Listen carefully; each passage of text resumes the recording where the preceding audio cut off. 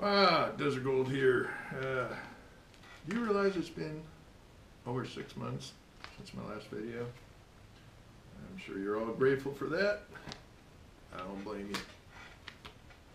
But let's get into that time of the year, holidays. You know, got to get the brewing going again. Doing one of my, savoring, I should say, one of my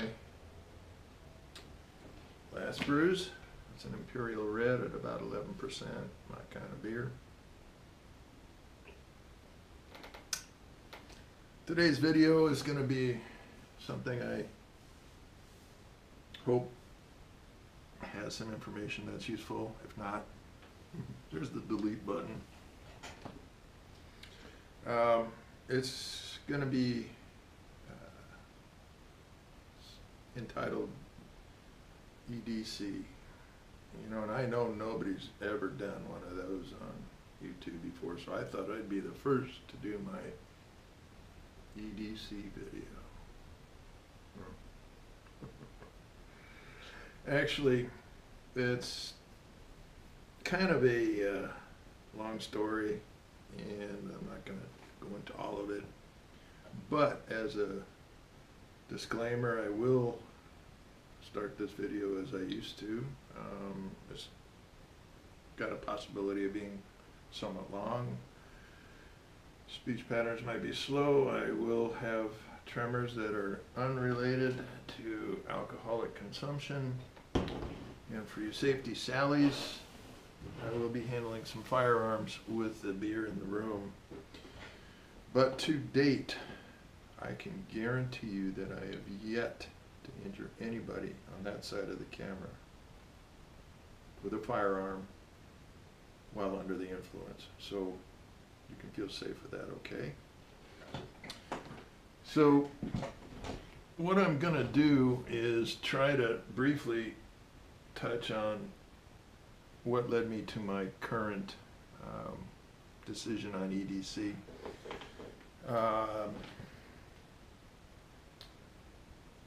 I don't know, I'm sure you've all seen all these videos out there, and these guys get their EDC displays, and it just baffles me what some of these guys will carry on a daily basis. I don't know, I guess because I live in the Southwest here in the desert, that in the middle of July and August, when it's 115 in the shade, I don't want a whole lot of extra baggage on my ass. So you got to figure out what's important and what is not. I've seen guys with more than one firearm, multiple flashlights, multiple knives. They love to go into the...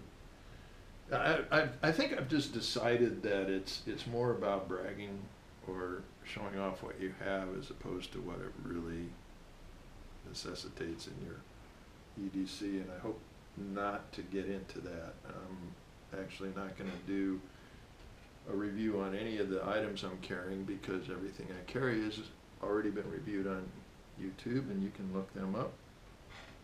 I will just kind of touch base as to why I made the decision I did.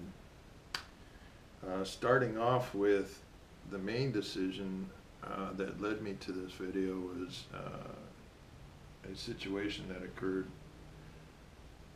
to me a little over a month ago, and for those of you that follow my Facebook page, you're already aware that I had a confrontation with a number of, how shall I say, less than stand-up kind of individuals at my apartment complex.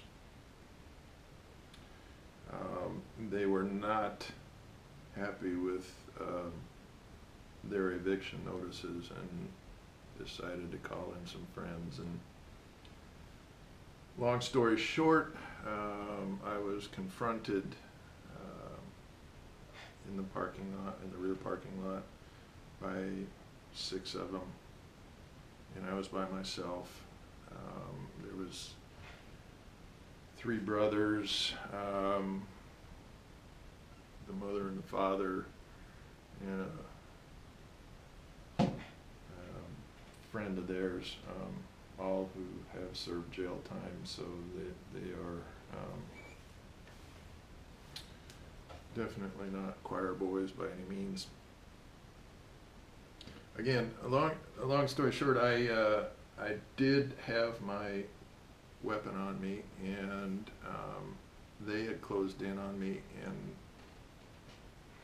I was preparing to draw it because there was definitely a disparity of force, and there was no avenue of escape, and I felt threatened, and yada yada yada.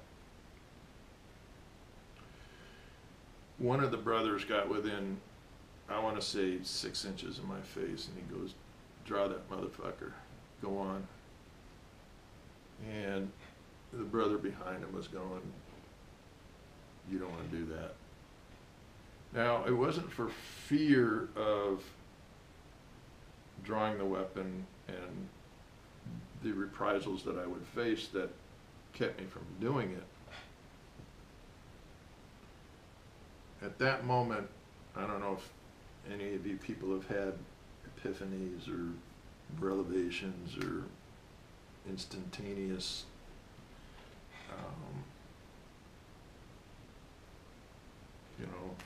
illuminations, if you want to call them, but I had one at that moment. I knew that if I drew my weapon, I was going to shoot this individual, and as a result would have to shoot the individuals behind him. Now, unless I wanted to kill everybody there,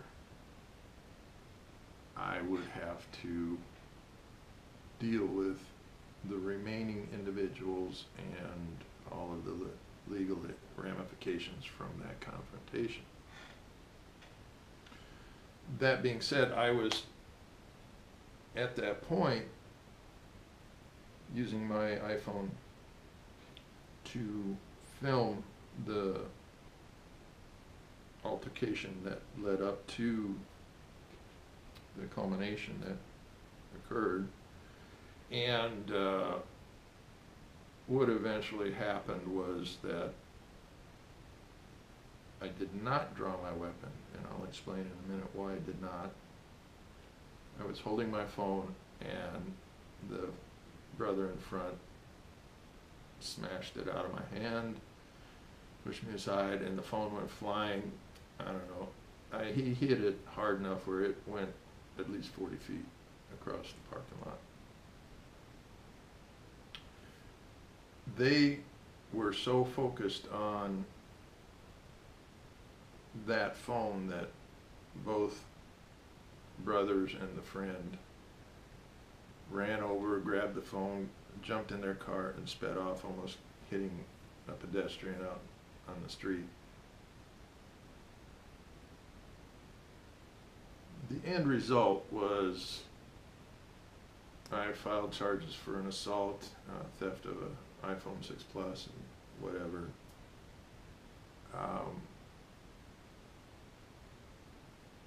That is the end of what I was facing in that instance for legal issues.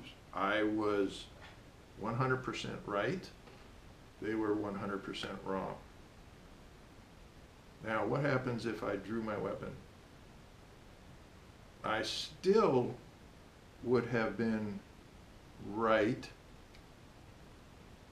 but possibly less right? Because now you have to defend your actions against the witnesses that you left, who happen to be their parents, and I'm sure you'd be shocked that they would have their own stories about what happened. So you would have to be my word against theirs.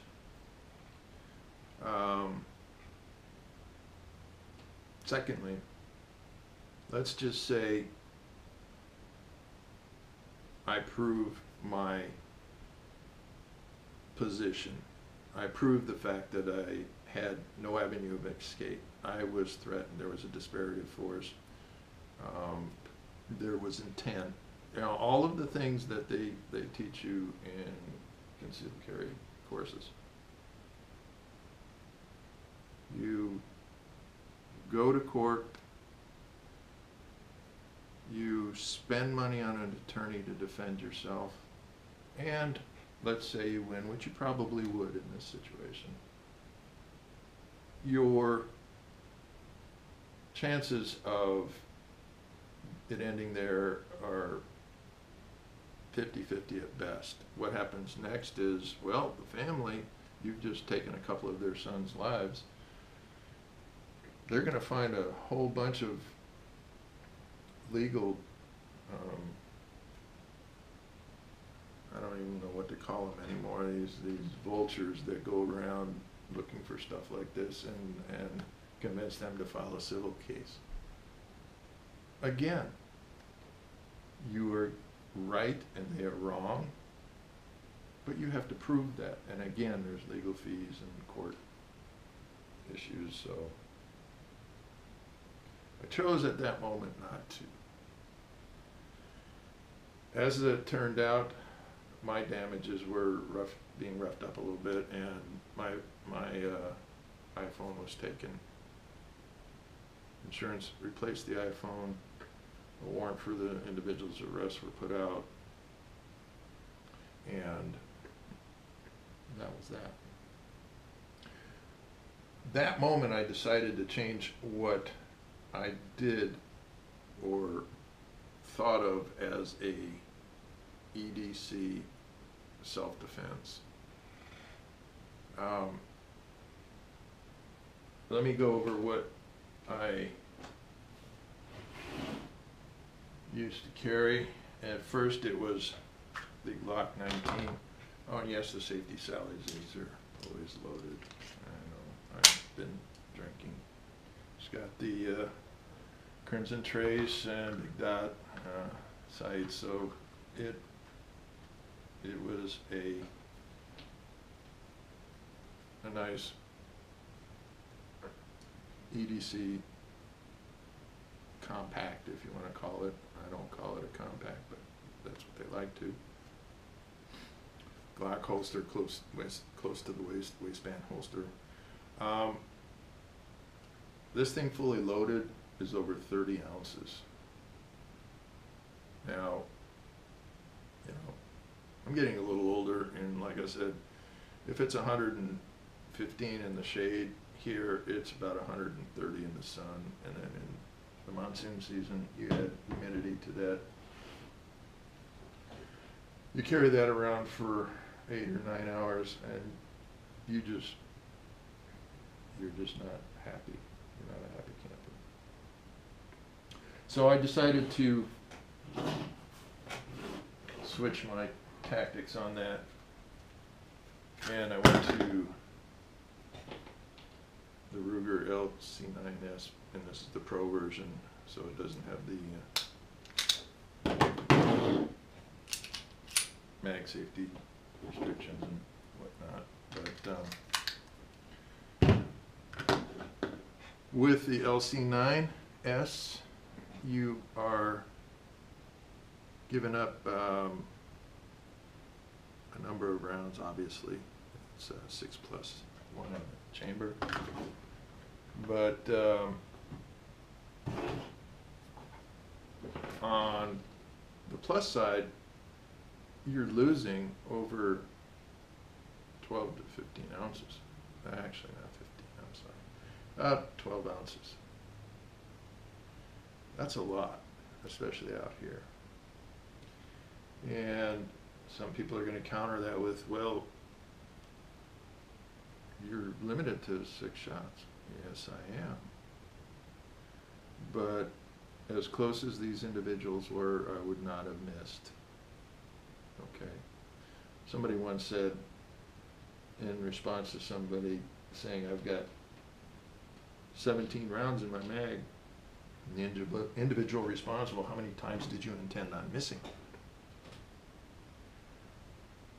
That's my point. You train to be accurate.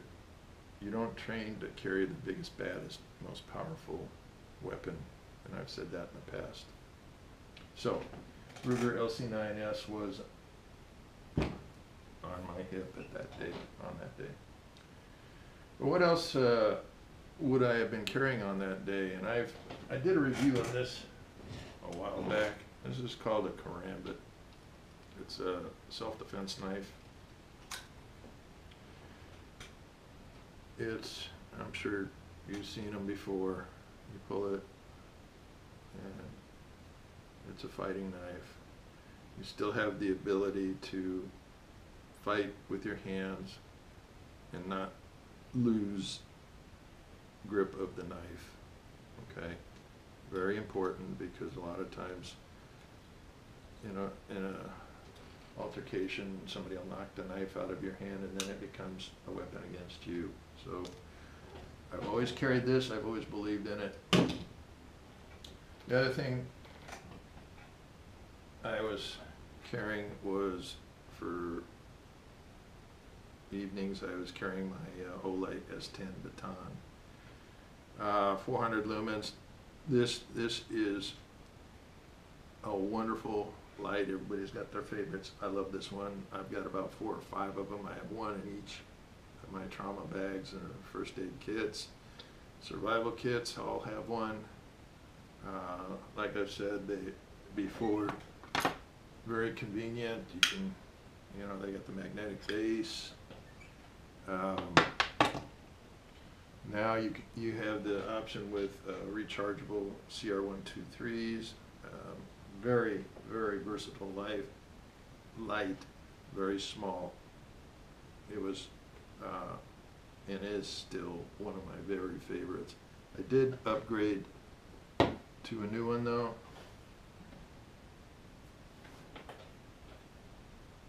This is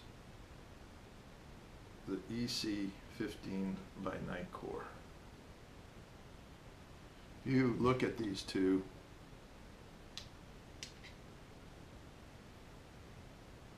pretty doggone close. Nightcore has got a little bit of width on it, but same length. Pretty much almost identical weights. Big difference with this one is it's got a red LED in it, so that if you want to read a map or something at night, not want to destroy or ruin your night vision, you have the advantage of a second lighting element in this light. The primary reason I chose this is because it is over twice the brightness of the Olight S10 baton. This one has a 900 lumen capability, which is, for those of you that understand or know about illumination, that is phenomenal. I think that I got my little mighty.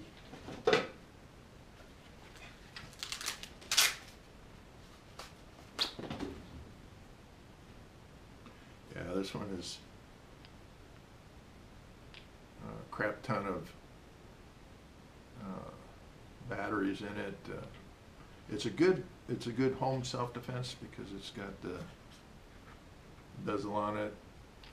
It's got a lot of weight because it's got, I think, 18 650s in it. Solid aluminum case. This one almost puts out what that little one does. Give you an idea how things have progressed. One of the reasons this can do that, probably there it is the new IMRs that are out there. A little bit bigger than the CR123s. They are, like I said, I wasn't going to review this stuff, so I wasn't going to get into all the technicalities. 3.7 volts. They're 700 milliamp hours, and these are a true 700 milliamp hour battery.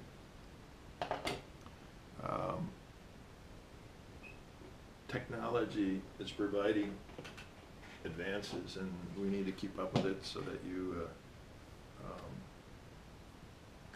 can make rational decisions. One thing I did add, so right now I've got the Karambit, I've got my Ruger LC9S Pro, so there's 2 items. I've got my Nicor EC15. I did mention in my review of the Karambit that this is a very inexpensive one, and what I stated at the time is if you keep it for its purpose and don't use it as a box opener or anything like that, it will remain as sharp as it was the day you got it. That being said, I decided to start carrying a daily utility knife, and I got the 0 tolerance 566 assisted hinder. Very nice knife. Again, I'm not going to review it because there's already a crap ton of reviews on it, but look it up. I think you'd be well served in at least checking it out. So there you have, I've got the Ruger ZT 566, Nicor, and the Karambit. Okay, here's where the changes came in. I wanted to go and have a less lethal first response, so I decided to pick up a Red Saber pepper spray. It's full police strength. I think you got about 25 shots out of it.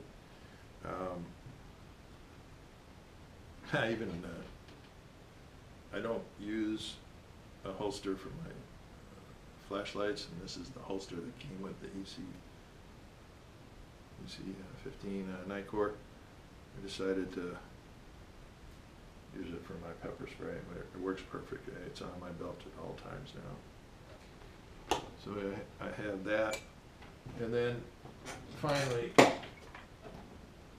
on a non-lethal taser, C2 by taser. I'm still waffling about carrying it. I'm going to carry it for a while and see how it rides and everything.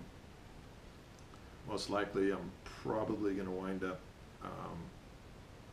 having my wife carry this, or my daughter, which was the main reason I actually bought it. But with that being said, if I were in a situation again and I tried to defuse it and then it progressed and then I resorted to pepper spray and it still progressed, I then transitioned to a firearm, and there's a lethal resolution to it.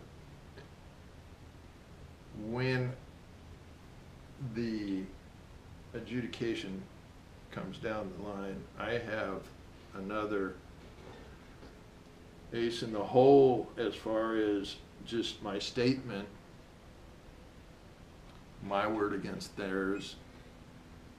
I used everything in my power not to use lethal force. I took every precaution I could and tried to evade the confrontation as best I could. And as a last resort, I went to the pepper spray, which was ineffective. I was left no option but to use lethal force. You have provided another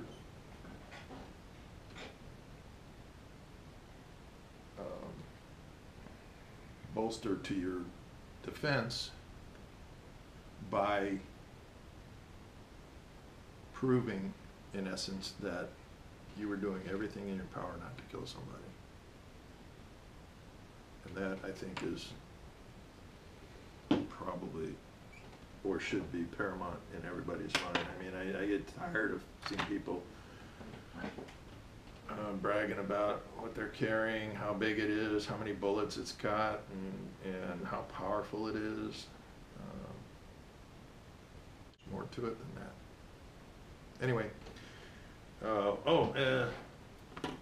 EDC is preparing for every day, and as a result, and this is unrelated, but I did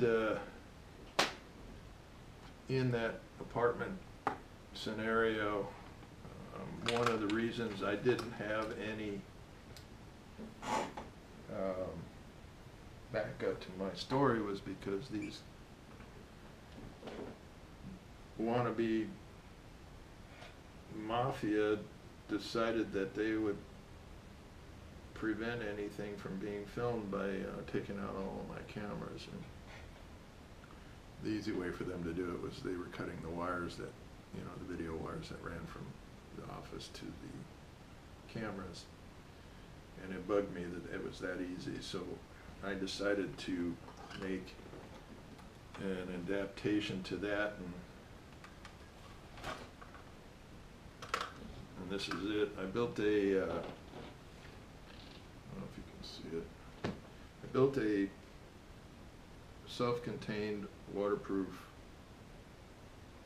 video surveillance system. You have the camera up front, which is, I don't know if you can see it, but the camera's right there.